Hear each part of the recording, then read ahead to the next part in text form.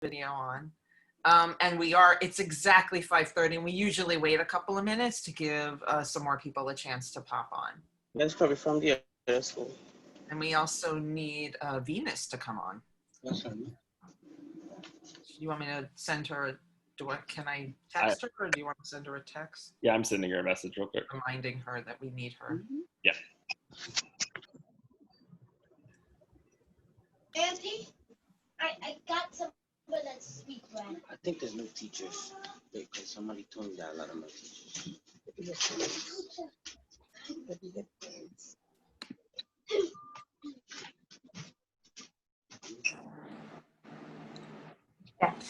Here come more parents. Hey. Nice to see everyone. I also see names and faces that don't look familiar, which may mean that maybe your parents have been coming freshmen, or maybe you just haven't been to one of these yet. So it's really nice to meet you virtually. All right, you need to shut up. Puppy. Puppies are welcome. Ferrets. See if you hear it. Good to hear you. And here's Venus, Evie. So. Oh, fantastic. Okay. Yeah, that's nice. We might have to, I'm hearing my echo come back at me, so we might have to mute some people if that's coming back. But here comes Venus.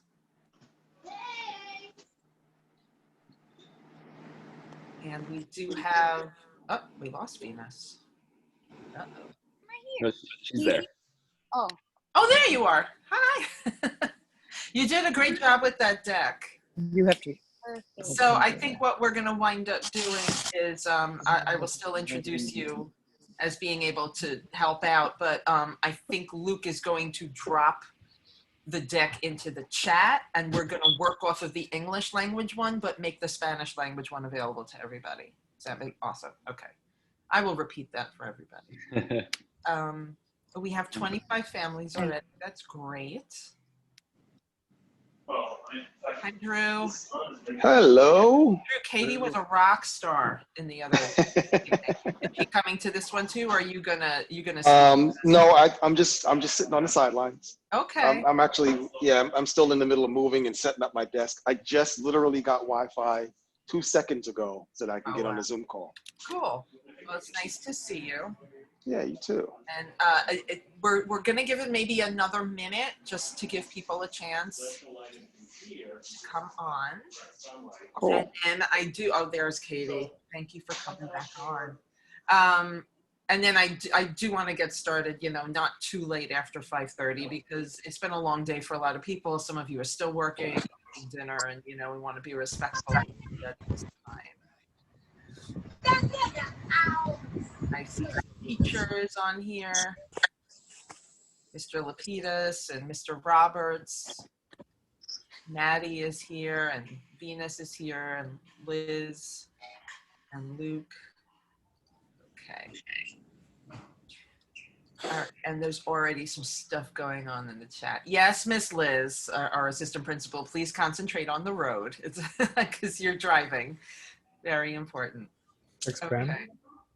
All right, so I think what we'll do is we'll get started. So I want to thank everybody for coming to this.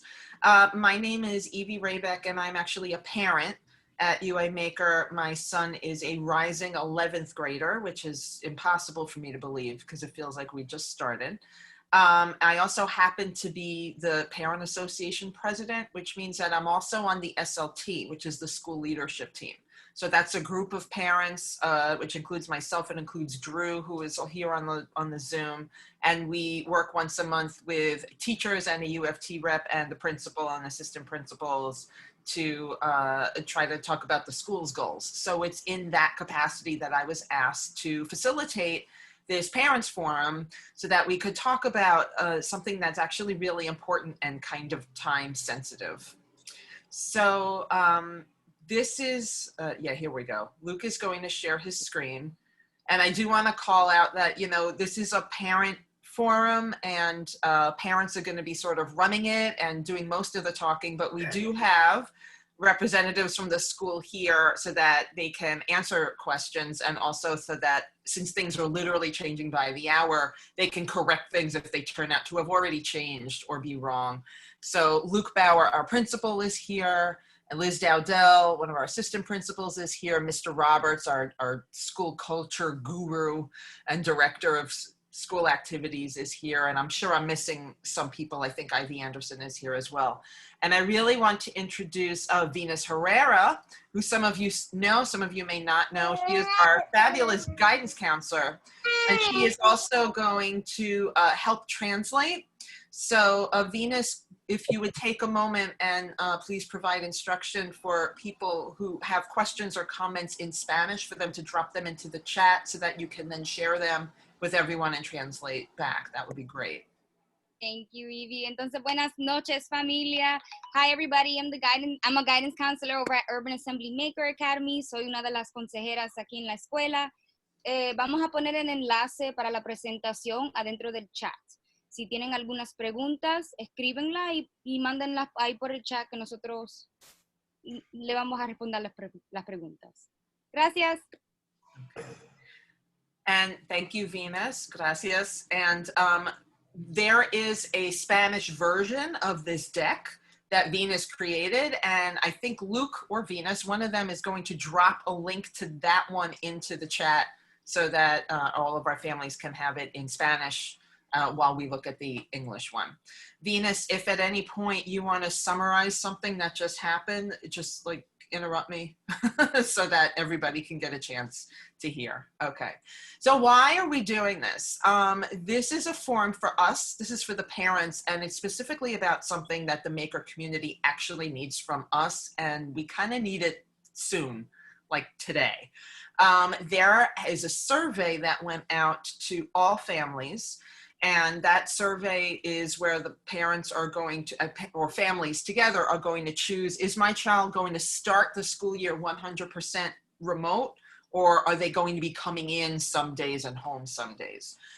So far, we have received surveys from about 65% of families, and that's normally a really great response rate. But in this particular instance, we actually need everyone to fill out the survey. And we know that, you know, there are all kinds of reasons to have not filled it out yet. It's no problem. People are busy, people were on vacation, people didn't understand it, they need more information. You kept meaning to get to it and kept forgetting and kept forgetting. I'm one of those people, like, I need it 2 months in advance, you know. But we do need 100% compliance for two reasons. One, the school wants to plan. So everybody's ready to create schedules for all the kids and all the grades. And they can't do that if they're missing 35% of the school's preferences. It also will help us plan as parents. So the sooner we know what our student is doing, the sooner we can set expectations for what our home life or commute life is going to be, and we can set the family up for success, you know, clear off a portion of the dinner table, this is your desk, whatever anybody needs. So this is a forum to give all of the undeclared maker families the information that we need to make the best decision.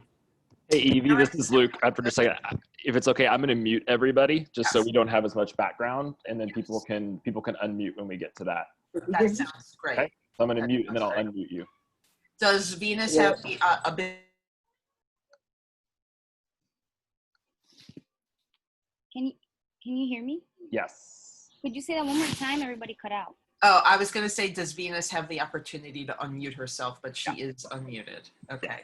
We're good. Keep going. So the parents are going to be running this conversation, but Maker Leadership is here for guidance and for support. Okay. All right. Luke is my Vanna White. Okay. So these are the two options for fall 2020. And again, this is not for forever. This is for starting out in September. Option number one is 100% remote learning, meaning your student stays at home and does learning at home. This is actually the current recommended option, and we have the whole rest of the deck to share why we think it's recommended, but that's currently recommended. And what that would be is to opt in to have your child learn 100% remotely from home. Students will follow their regular schedule, and all classes include live instruction. There is synchronous learning. It's Zoom school. and remote assignments. So in order to choose this option for your student, you're going to fill out and submit this form.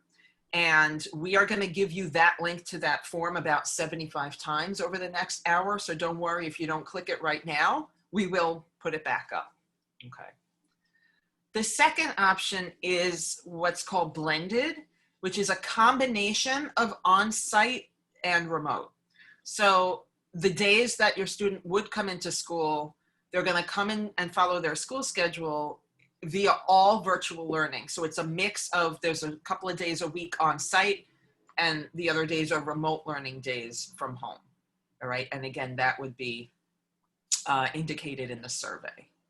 So what's the point of this conversation? So the goal is to transition the maker community to start out as remote only learning for fall 2020, after coming to a community understanding about why we believe that this is the safest option. Maker has taken a lot of time to interpret the DOE's current guidelines for a safe reopening. The guidelines are very specific, they keep changing. And in addition to these guidelines, Maker has developed its own set of prerequisites that we believe would make in-building or on-site learning safe. These conditions are currently not met. So we all believe that until these conditions are met, remote learning, if it's possible for your family, is the safest option for your student and family. Okay, we know that there are going to be some instances where, you know, you have legitimate reasons where your student cannot stay home every day. And if they need to come in, the school will be there for you. But if you are fortunate enough to have a choice, we're recommending that the safest choice is to start out the school year keeping the student at home. Okay. So these are the questions that we were thinking of. And the main question is really that bottom one, which is, what would be the purpose of coming into the building for the student? You know, so I mean, when I talked to my student who was, you know, involved in this decision making, because he's old enough, you know, we wanted him to be involved in this. We said, well, why would you want to go into the building? I said, well, I want to see my friends. You know, I want to go out to lunch and get dumplings. I want to, you know, do video game club. I want to do science lab with them. I want to, you know, watch the basketball team, all that kind of stuff. We will get into this in more detail in a few slides, but because of the health guidelines and the strictures, none of those things would really be happening, at least not at the beginning of the school year. So these are some of the questions behind that. Are students returning to the building risking their health and safety? And is it more or less so than other people in the city? Will their health and safety and your, as a family member, will your health and safety be secure if the kid goes to school? What will happen when there is a case of COVID-19 in the school building? And we put when, not if. You know, remember that there were 4 different schools in this building. So at some point, it's pretty likely somebody might wind up positive. What will lessons look like if someone's in person at school versus remote? And will I get a different, more interactive experience if I choose the hybrid model? We're about to address that. And how will teachers teach students at home and in front of them at the same time? So we're hoping that we'll be able to address all of these things just in the next few slides. I also want to say that as you have questions or comments, feel free to drop them in the chat. We're going to have a lot of time for discussion and questions at the end, but it's fine to drop it in now, and then we'll just go back through it and make sure that we have not left anybody behind. So I'm not going to walk through this slide word by word, but there were guiding principles that everyone at school used to come up with this plan. One is that it's got to be health focused because health and safety is the highest priority. And it's not just for students, it's also for staff and their families. And we haven't yet seen a plan that would actually allow us to open the school building safely. And the risks that the community faces disproportionately impacts families of color. So we really need a safe and equitable plan in order to reopen. We also need data. You know, right now it's sort of like, here's 1.1 million guinea pigs, everybody go. You know, that's kind of what it feels like a little bit. I mean, I know I'm editorializing, but I am a parent, not an administrator, so I get to do that. And I think people want a little bit more data, and it needs to be something that is driven by the community and is accountable and transparent. So again, health and safety is number one concern. Number one is transportation to school.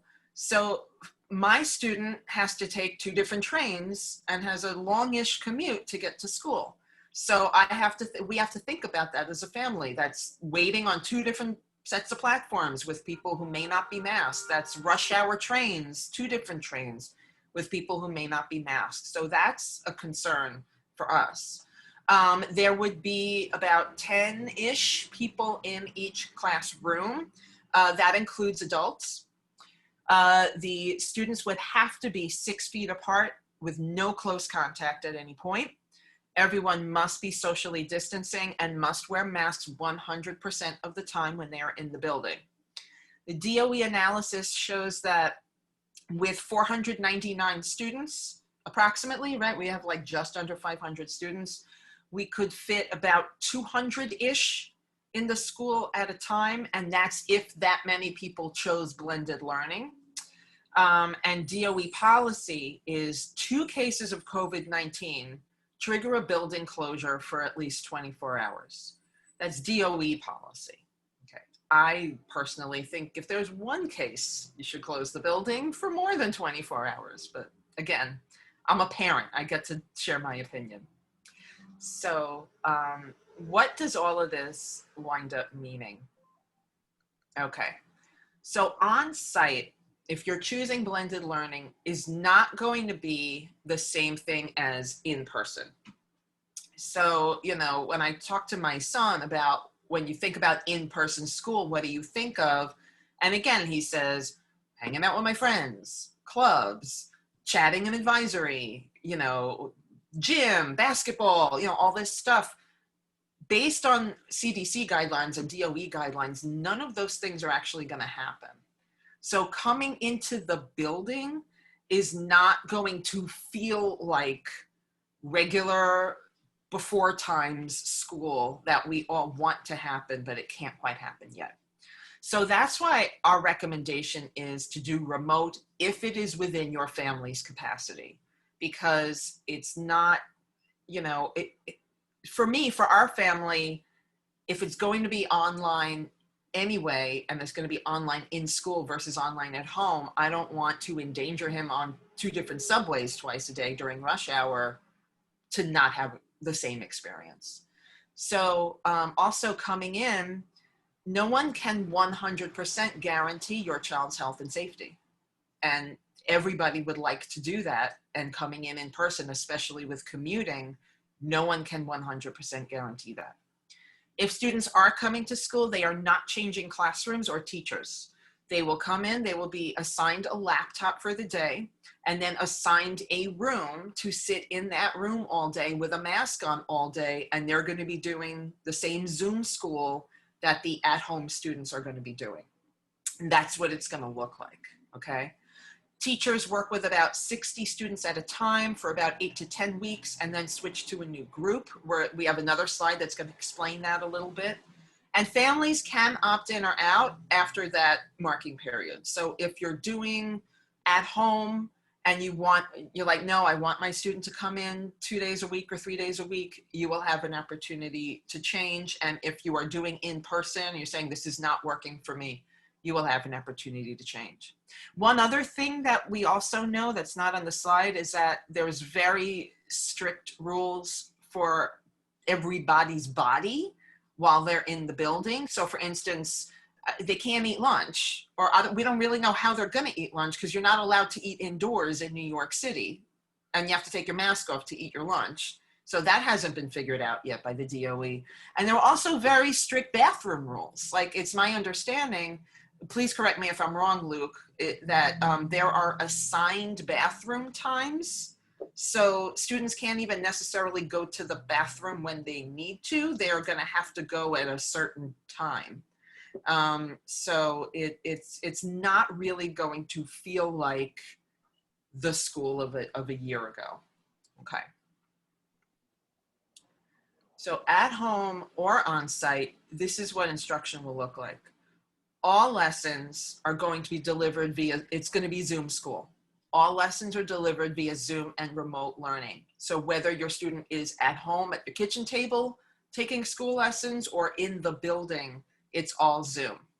Staff is going to work to develop engaging and better lessons than last spring. They've had more time and they're planning for this. There will be a schedule that gives students 3 to 4 classes for 2 months so that they can really concentrate, because when there's a lot of distractions at home if you're working from home.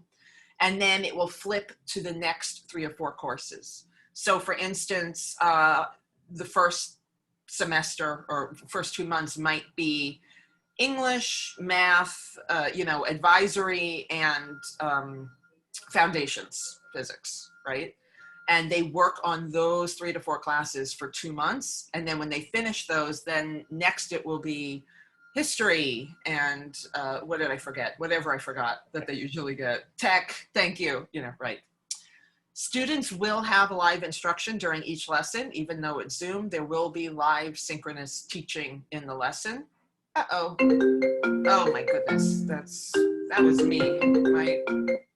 Sorry about that. Apparently my computer rings when my phone rings. That's a new piece of information. Okay, stop. You're an important person, very important person. It is my mom, but she's got to wait. I'm sorry. And students will be engaged in a variety of activities and types of lessons. Sorry, I can't talk right now. That's the note I have to send. Okay. Including breaks from screen time. So we know, and the school knows, that online is not ideal for everyone, even though that's how we're recommending everybody start. So they're going to make sure that there's a lot of variety and different types of lessons in there. So our next screen is kind of what led to the decision. So we have a couple of parents, at least one parent on this call, who I know has already made their decision. And I'll share just from the parents' perspective what was kind of behind our decision. And then I know that we have KD on the call, and we'd love to hear from her. And I don't know if Sandy is here or not, but if not, if there is another parent on this call who has also already made a decision, we'd love to hear from them too. Thinking about things like, what did you choose? Why did you pick that one? What advice would you give somebody who hasn't decided yet? Did your student participate? So I will tell you guys that initially we were 1000% on board with going into school and doing blended learning. We're like, get this kid off the couch, get him off the video games, get him into the building, give him a reason to set his alarm in the morning. He's lonely, he's depressed, this is sad, it's a sad time for everybody. And we were all gung-ho like, okay, you're gonna go back to school for 2 days a week and you'll see your friends and whatnot. Having learned all of this information and thinking about it and discussing it with my student, he's going to be 17. He should be part of this decision. We have done a complete 180 and are deciding to start the school year remote for all of these reasons. It's about the transportation issue a lot for us. I trust Luke and Liz and all the teachers at the school to wear their masks. I actually do trust my son to wear his mask. He's pretty conscientious. I don't necessarily trust a whole bunch of yahoos on 2 different trains in rush hour to be careful and to be wearing their masks. So we were worried about the commute. We have somebody who is high risk who lives in our household. So we worry about that person too.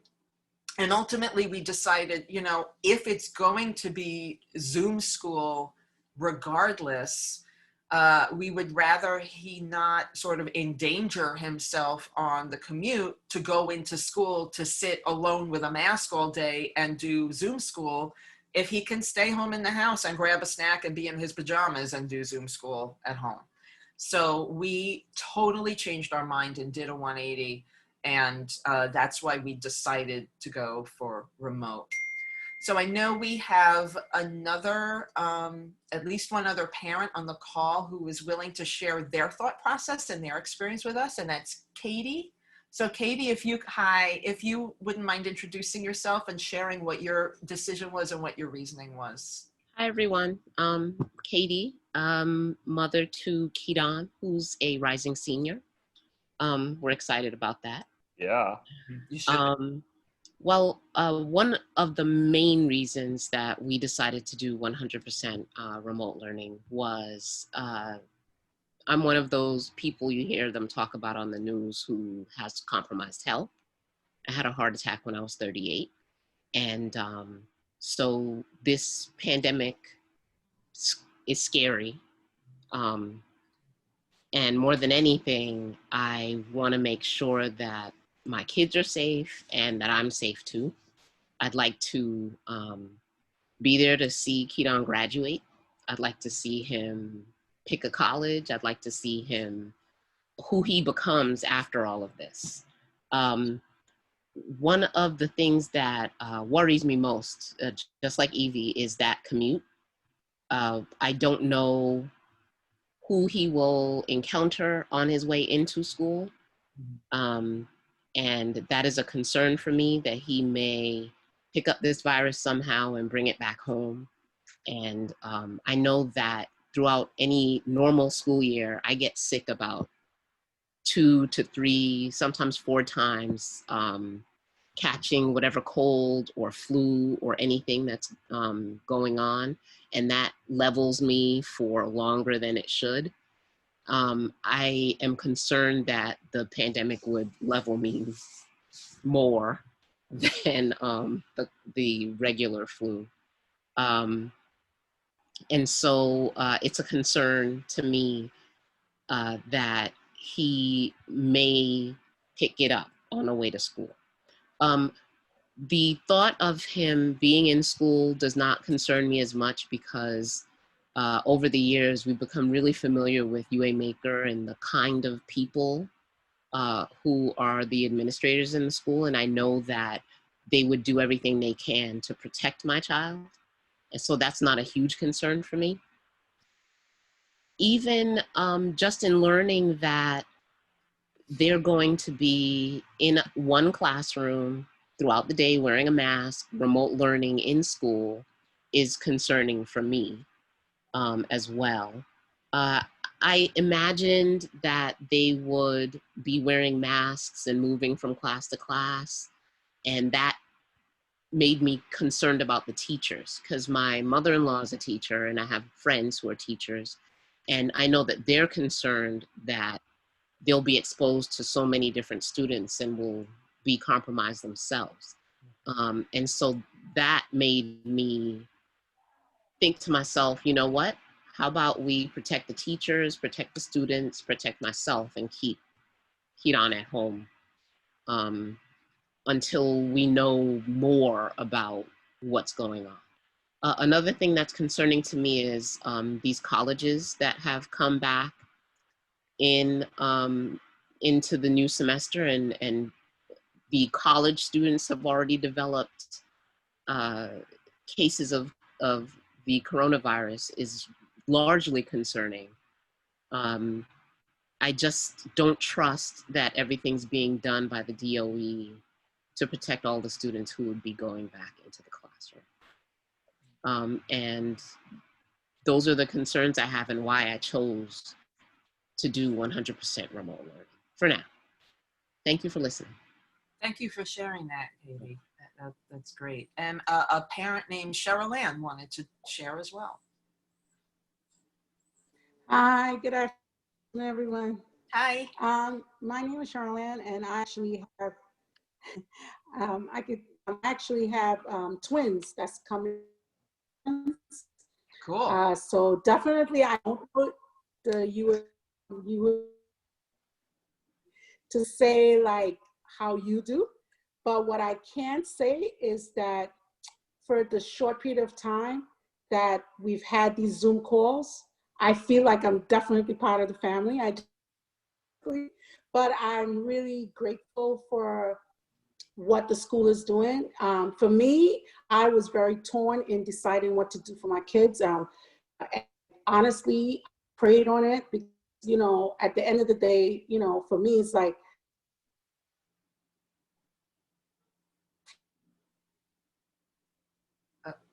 You've cut out. Cheryl Ann? and There you are.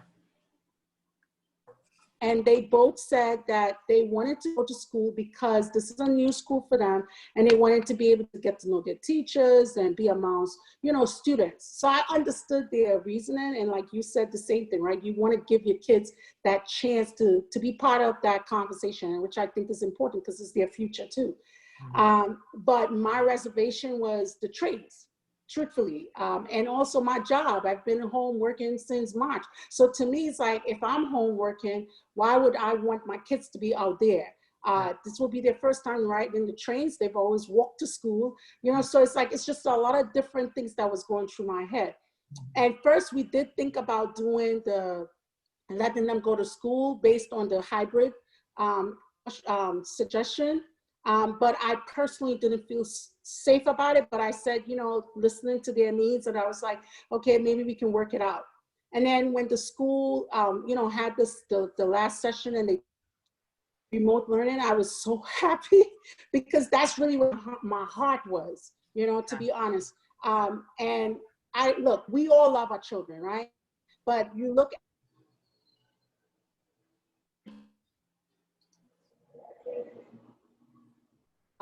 I think university in North Carolina had to shut down their school.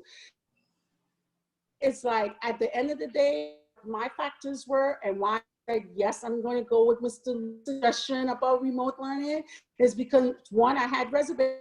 Two, I don't think it's fair. I don't think it's fair for teachers, and I definitely don't think it's fair for the kids. Yes, we're in a tough situation. God alone knows, you know, how long this will last. But health to me is more important than anything else. And knowing that I don't have to worry about my children's health and their well-being on the train, and their well-being and dealing with just interacting with too many people right now in this state of mind, I don't feel that it's wise for anyone to decide it. And that's just my personal opinion, right? And I feel like, if even going to be the teacher to say, like, have that actual interaction with the teacher and then just be online, to me, it's like, honestly, it should be a matter of, and which I feel everyone should do, is just hold till the fall, see what's happening, you know, and then from there, see what. I'm just saying to all the parents, yes, I know it's tough. Don't get me wrong. You want your kids to go to school, but I rather know that I took all the precaution to make sure that my children are safe, than I take the chance and send them to school and they get the COVID, and then next thing you know, I'm burying them. I'm just being very real with y'all. That's just my personal feelings. That will hurt me. I'm sorry, you know, and if knowing that, and knowing that I don't see any kind of reason where the government or the schools or DOE or anyone has come up with a solution that makes sense, you're putting the risk at teachers at hand, and they have families too. So why is it that it's okay for me to, you know, it's okay for me to send my kids, but these teachers are also leaving their children home, you know, so they can come out, and then what happens to their family when something happens? I just think that that's not fair. So that's just my thinking, like, personally, and I just wanted to share that. Thank you. Thank you, Cheryl Ann. I'm really glad that you shared that. And that's actually a pretty decent segue into, I think it's the next slide, which is about, what about ninth graders, right?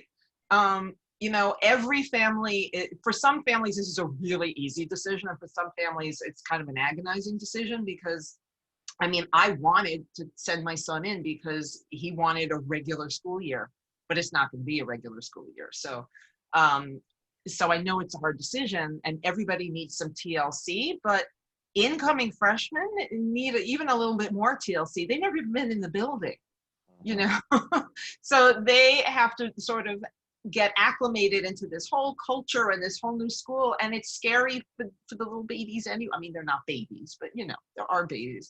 It's scary for the youngest ones anyway. And now there's all this.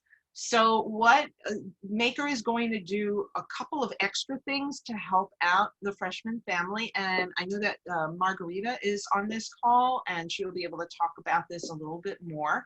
But there's going to be some extra TLC. There are going to be grade-wide Zooms for all grades, but especially ninth grade. there's going to be an incoming freshman orientation next week. So I'm going to pass it over to Margarita to talk a little bit about this. Hi, everyone. Thank you for being here. Yeah, thank you, Evie. So for incoming families, I know the first thing you're thinking about is what does my student need, right? And that's all on all of our minds, right? Especially teachers are thinking about this. So we set up a couple of different sessions based on what our students need to be successful, and we'll also provide these sort of orientation sessions to get, as Evie was saying, your incoming freshman students acclimated with the maker culture and community. And there'll also be an opportunity, if they haven't already, gotten to meet their advisors. Advisory is a big piece of our culture and community at Maker, and they will have an opportunity to sort of get to know their advisor and their teachers as well. So next week, Tuesday, Wednesday, and Thursday, between 3 and 4:30, we set up these sessions on Zoom, and we will email out all of the respective links, and it will be most helpful that your student is there, because they're going to be the ones that are going to need the information. So yeah, and we look forward to seeing everybody there and the students. Thank you. All right. So this is a forum for parents, and I see that there's a lot of commentary in the chat. So I'm going to scroll up to the top and find some questions. Well, hopefully we can respond to everybody's questions. I also want to say, I like to call these Zooms kind of like Vegas. What is said here stays here, even though there happen to be some administrators on this call. This is really our forum. So if you're upset, or if you have, there's no repercussions and there's no drama if you just share honestly and lift up what's on your mind and in your heart here. And because they want to know, everybody wants to know. So starting at the top, I know I saw something. I think the first question that came in was actually from Maddie McCabe. How do students and staff drink water without taking a mask off? That's a good question. It's pretty messy. It's really messy.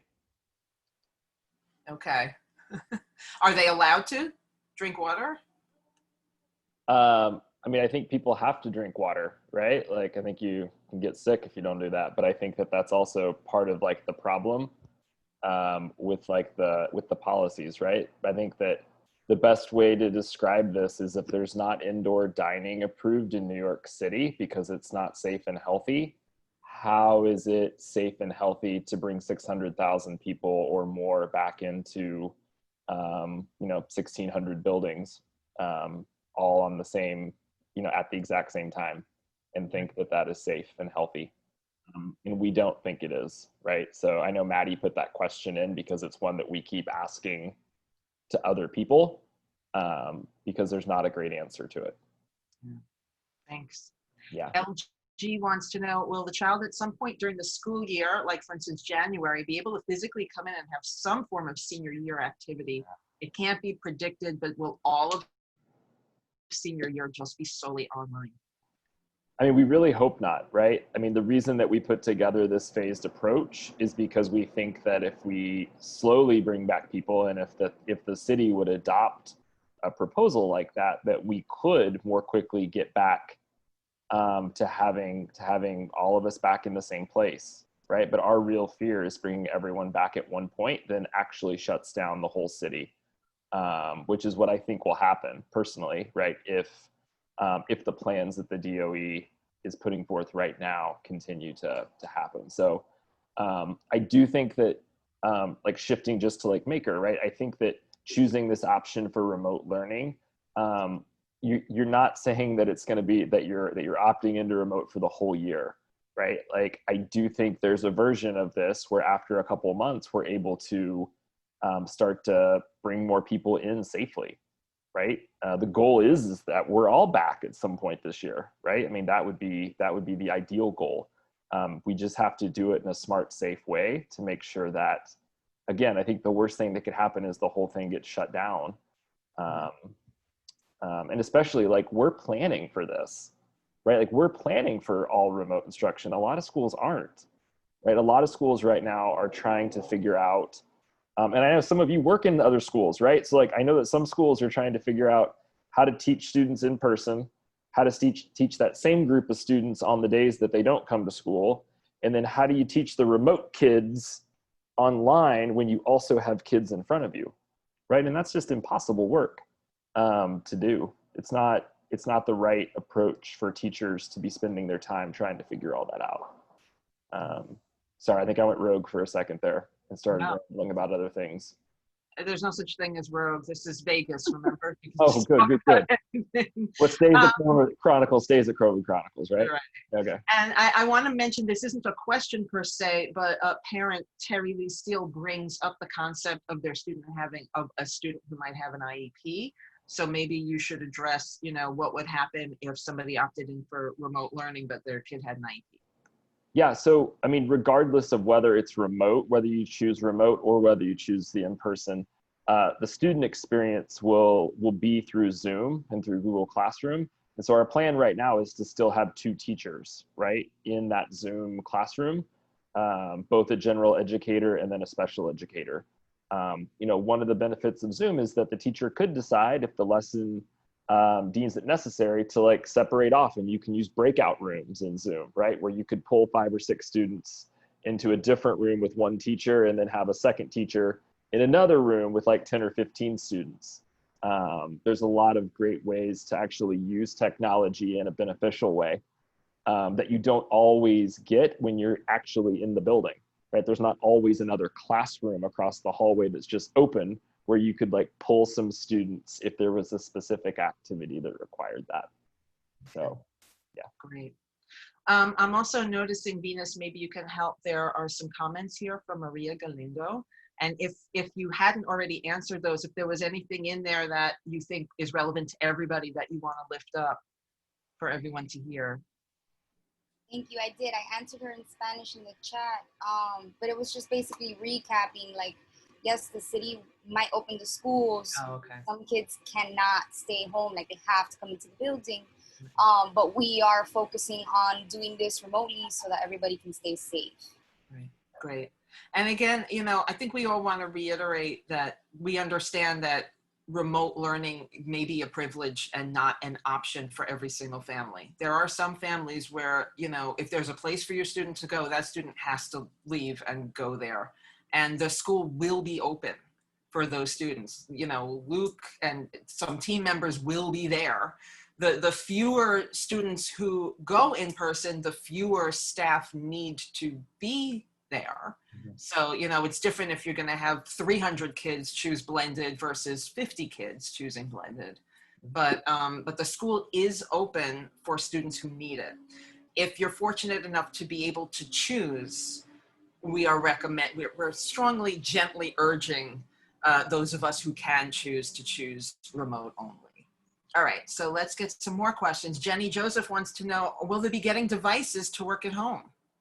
Great question. Yeah, so we are going to set up a few days, probably that first week of September, where we'll probably, as long as the weather's nice, set up some tables outside in front of the school and allow students or family members to come by and check out a device. Last spring, Mr. Roberts, shout out to Mr. Roberts, and I were driving around the city with our cars full of computers and like handing them out. And while that was a lovely experience, we would rather not do that again. So I think a more orderly way will be just like set up some tables outside and allow people to come by and grab those. And they'll probably be, some of our classes still use traditional textbooks. So we'll have those if the kids' classes require them. So yeah, we'll definitely have some days set up to do that and to drop off paperwork. There's all that lovely registration paperwork that you fill out every year. We are working to get that online as well so that you can submit them there, but some of them, there'll be an option to do it in person as well. Thank you. And that might answer Malika's question about textbooks. How and when would they be distributed? Yeah, same process. Okay. Okay. Malika also wants to know, when will schedules be provided? So we're working on them right now. Again, it's a little bit of a puzzle, right? So like if we don't know, like part of the reason we hosted this again is we have 65% of our parents that have filled out a survey. We need the other 35%, right, to fill it out so we know what their plan is. But we're working on them regardless. But it definitely helps us figure out how many people are going to come in the building, right? If there's only 60 or 70 students that are coming in each day, I don't need all 50 of my staff members there, right? Like I might only need, a third of those staff members. If it's 300, right, I need a lot more staff members. And so, a lot of our staff members have families also, right? And so they're trying to figure out their own plans and what their kids are doing in school based off of what we're doing. So, right, it's just, it's pretty complicated, but our tentative goal will be at the end of next week to be able to share more information about the schedule. I don't know if it will be like the kids' full schedule at that point, but we will give an update next week about where we're at with that. Thank you. And another really good question that hits home for a lot of us: what's the plan for students who have a hard time staying on track, especially for kids who could stay home, but both parents work out of the home, so they can't really helicopter them or hummingbird them or whatever the technology is, the terminology is? It's been a challenge to keep him from not having games on his iPhone while in school meetings in there. So what's the plan for that? I see there's a student sort of identifying themselves as an iPhone user during school meetings. So I hear you. Okay. Well, I mean, like one thing that I can tell you is like, I've had to physically put my phone in another room sometimes, right? As the principal of the high school, right? Because I have my own friends that are working from home and are like texting me and sending me, I don't know, all different sorts of social media nonsense. And I'm like, I need to put you all away, right? Because I have not gotten much accomplished in the last 20 minutes. I do, so today I was working on updating our student handbook. And I wrote a whole new section in there about like, student organization and, it's going to require parents, right, to have a conversation. And we're actually developing a little protocol that can help with that conversation to actually develop some, an actual like contract with your kid. And it'll be hard, right? The contract will get broken sometimes, but I do think that some questions about like, what time are we waking up, right? Like I can tell you, like I've gotten bad about that in the last couple weeks, right? I'm a pretty responsible human being. But like, I think that we all, students are going to need some help with that. Like, what time are we waking up? Right? Here's the schedule, right? It's not okay to sleep through it, right? This is not last March, April, May, where it was just a free for all and we were just winging it. So we do need to put some more, I'm going to encourage families to have that conversation and develop some, some clear rules and guidelines around the house. Because if not, if you miss those Zoom calls, you're going to get behind and then you're going to get frustrated. And then that's going to lead to families not getting along very well and then reaching out to the school. And we're going to be there to support you, 100% of the way. But I do think that, it's going to take some changes. I can speak for myself too. I've got 2 little kids that we're getting ready to start the remote thing again. And we're going to have to make some changes even around our place, right, to make sure that our kids are ready for school this year. So, yeah. These are interesting times. Yeah. I do know that, so Ivy was on the call earlier today and she's not here now, but she is interested in running some little focus groups with some parents and students to like help us figure out like what are some of the supports that we can provide, right? Like everything that I just said there are all things that I think parents can do. But obviously this is a 2-way street. So we want to make sure that we're doing that. So in the chat, if you're interested and would want to be a part of a phone call later this week or early next week to help come up with some ideas, Maddie, maybe you can like see if there's any names in the chat that pop up and just capture those for us. But we'll reach out to set up a time to talk. Great. Thank you. And I think I can answer Mama Doo's question. If we do the 100% remote learning, will we be able to return later in the year? Yes, right? There are going to be different times during the year when you can opt back into blended learning. And I mean, the goal and the hope and the prayer is that at some point everybody gets to go back. My fantasy is that in May we'll have a meeting and be like, do you remember in August when we were so worried and everything was on Zoom and now we're all back? That's the dream. But yes, you can always, you can move back and forth. Tracy wants to know, are there plans for students to receive non-digital learning materials to use at home? One of the things we loved most about Maker was the authentic hands-on approach to learning, and more than anything, that's what I'm worried about missing. So in the last 2 weeks, we finally started talking about things other than health and safety. That's still like the primary thing that is our, it's our number one priority. But as we've gotten more and more folks figuring out what the model of instruction is going to be, we've been able to start shifting some of those conversations. Our team is like working really hard and looking at a lot of different tools, both tools that are online, but I know that our CTE teachers have been thinking a whole heck of a lot about like, what does it mean to teach a class that normally happens in the makerspace? If students aren't actually coming in there.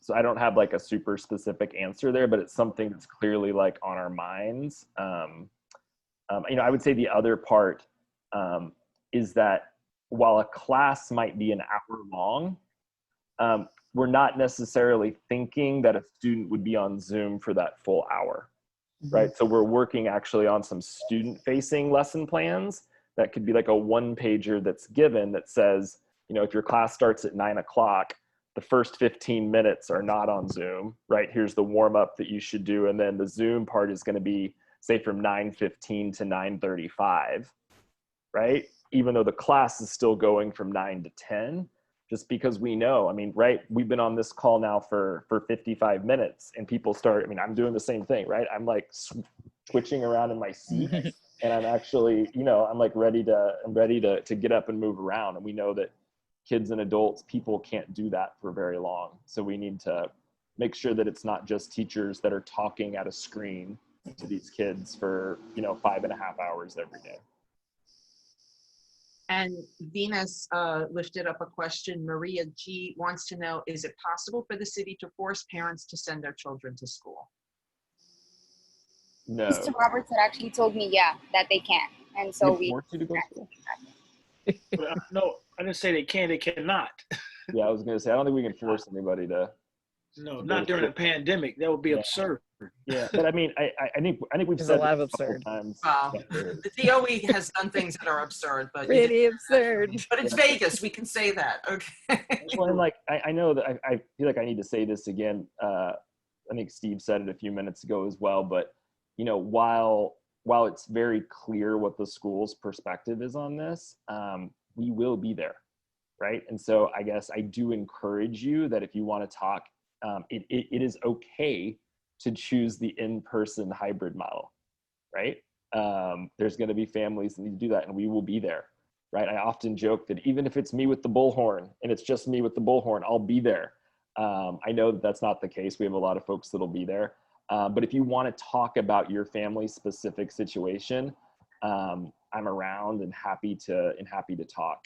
A bunch of the team members that are on this call right now have been making phone calls pretty much like nonstop the last couple of weeks to families and talking them through different options. So I'm going to put my email in the chat. I think most of you probably have it at this point, but I'm happy to hop on a call, maybe not a Zoom call. Maybe we can just talk on the old-fashioned phone and and talk through the different options. Okay. There's some more information in the chat. I see questions are being answered in the chat as well. And please drop into the chat one more time the link to the survey for people to fill out where they can make their choice of either the on-site learning or, thank you very much, Margarita, or remote learning. If you already took the survey, but you have now changed your mind, you can do it again. But I think the deadline is literally, it's kind of like tomorrow, because the school really needs to know what everybody's doing so that they can start making schedules for everybody.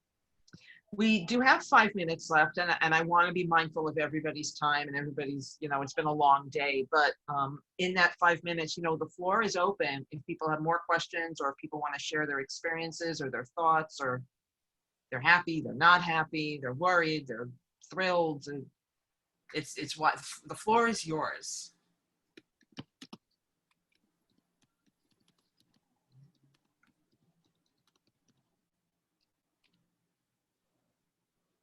Oh, come on. No one has anything to say. I find that hard to believe. Well, Evie, you get, the more you do this, the more clear it gets, which is a good thing. Definitely is. But it's in my opinion, it's safety versus socialization. We all want to get back to the norm. We all want to get back to socializing. I know I do. But unfortunately, it's not safe. But I want to say, we are respectful for anybody who has to bring their kid to school. We are respectful for that. We're sensitive to that. So please reach out to us if that is the case. But safety has to be first. You can't, I'm trying to imagine, as a director of school culture, that's the way of life at school. And it's going to be so different with this 6 feet away, mask on, stay in the same room. I can't imagine the culture. To have a school building with no socialization is just unprecedented. So again, if you are in that situation, we want to be sensitive to you. So please email I put my email address. You have Venus, you have Luke, you have so many more. You have Evie as well. Please reach out and let us know what your situation is so we can help, because we just need to know. But safety first, people. Mm-hmm. Safety first. Yeah.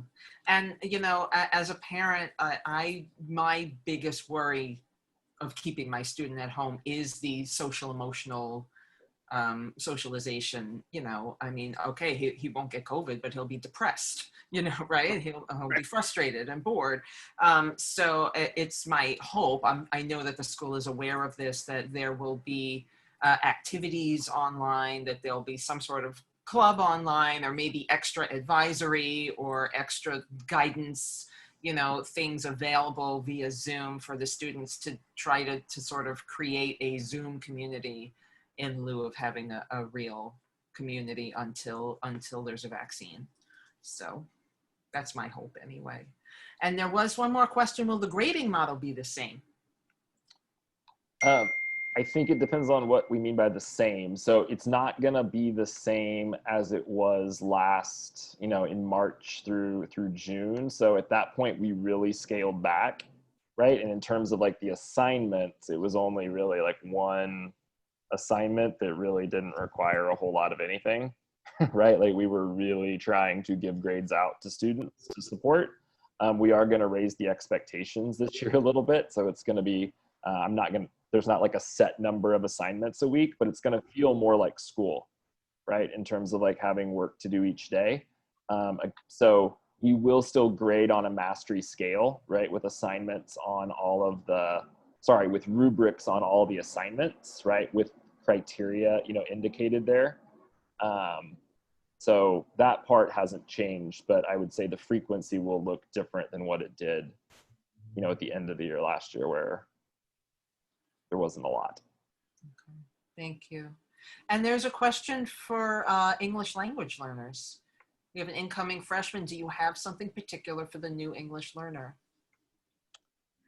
The answer is yes. So Karan Chungberry is our ELL specialist. And so she will be working with those students. And again, like we're still working on our schedule for that.